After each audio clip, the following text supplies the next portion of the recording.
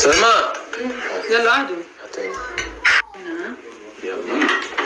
كيف الوراء؟ كتير صح. السلام عليكم ورحمة الله وبركاته. في الفيديو ده هنتعرف مع بعض عن حياة الملكة رانيا.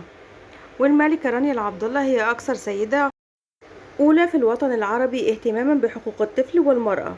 ورغم أن البعض بيظن أن حياة بعض الحكام العائلية تتسم بالجدية، إلا أن الملكة رانيا العبد الله وعائلتها كسروا هذا الحاجز، وبدأنا نشعر أنهم أفراد عاديون يعيشون حياة مثلهم مثل بقية الناس. مثال على ذلك الفيديوهات التي انتشرت للعائلة الهاشمية الأردنية في رمضان وعلى مائدة الإفطار. عن ديكور منزل الملكة رانيا من خلال الجولة على حساب الملكة رانيا وأفراد عائلتها، نرى أن لديها أفضلية للديكور العصري والمريح واللي اعتمدته في كل أرجاء القصر. وعن غرفة الطعام، غرفة طعام عائلية من خلال الفيديو الذي انتشر وقت إفطار العائلة المالكة خلال رمضان الماضي، نرى أنهم يتناولون الطعام في غرفة بالقرب من المطبخ يطغى عليها اللون الخشبي، وفيها طاولة خشبية طويلة وتحيطها من جانب الحائط مقعد طويل مغطى بقماش بني سادة وبني مخطط باللون البيج. أما من الجهة الثانية فيوجد كراسي خشبية مع مسندين لليدين على الحائط ومجموعة كبيرة من الصور، ومن جهة أخرى وجهة زجاجية مع ستار خشبية اللون وبتضمن خصوصية الأوقات العائلية. كما تحتوي غرفة الطعام العائلية على شاشة تلفاز تتيح للجالسين على المائدة مشاهدة برامجهم المفضلة أو الأخبار المحلية أو العالمية. وهذه الشاشة هي ضمن مكتبة حائط خشبية اللون، أمامها مقاعد مريحة وعناصر للديكور. وفي هذه الغرفة كما نراها في الفيديو نفسه تدل على أن هذا المكان هو فعلا المفضل لدى العائلة المالكة.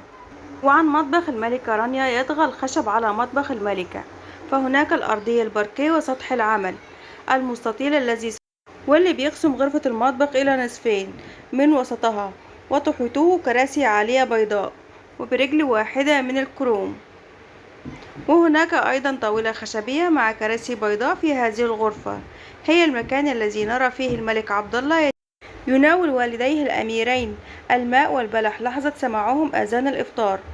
أما حيطان المطبخ فهي مغطاة في أماكن معينة بألواح خشبية بنية، وبتحيط الشبابيك العريضة وبأماكن أخرى ببلاط موزع على شكل فسيفساء بنية وبيج. وعن الصالون الفخم للملكة رانيا، وفي مقابلتها التلفزيونية بتظهر الملكة رانيا على كراسي بيضاء وخلفها صالون فخم من اللون الأبيض مع وسائد بالأزرق الغامق وتدرجات اللون الرمادي، واللي بيبعث على الاسترخاء وبيحث العقل على التفكير الإبداعي.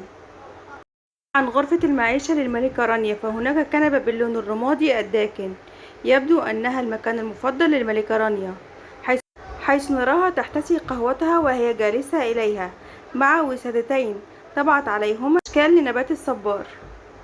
وليس هناك أفضل من تزيين الحائط بإطارات تحمل صور تذكارية للحظات السعيدة التي تعيشها العائلة المالكة. وهناك العديد من هذه الصور العائلية التي توحي بحياة سعيدة ومليئة بالمغامرات. كما نرى أيضا صور على حائط غرفة معيشة أخرى باللون الرمادي وبتزينها وسائد بلون بيج، ويتضح أنها المكان المفضل للأمير الحسين، حيث نراه يشاهد التلفاز في هذه الغرفة. ويوجد أيضا غرفة معيشة أخرى باللون البني، وأضاف إلى وجود غرفة معيشة أخرى باللون البني، ويبدو أن العائلة المالكة تستخدمها بكثرة، حيث نرى أن الملك وابنه الأكبر يشاهدان مباريات كرة القدم من خلال شاشة تلفاز كبيرة الحجم. كما يمكن أن نرى على الحائط العشرات من الشهادات التي حصل عليها أفراد العائلة المالكة. ودي كانت تفاصيلنا النهاردة، والسلام عليكم ورحمة الله وبركاته.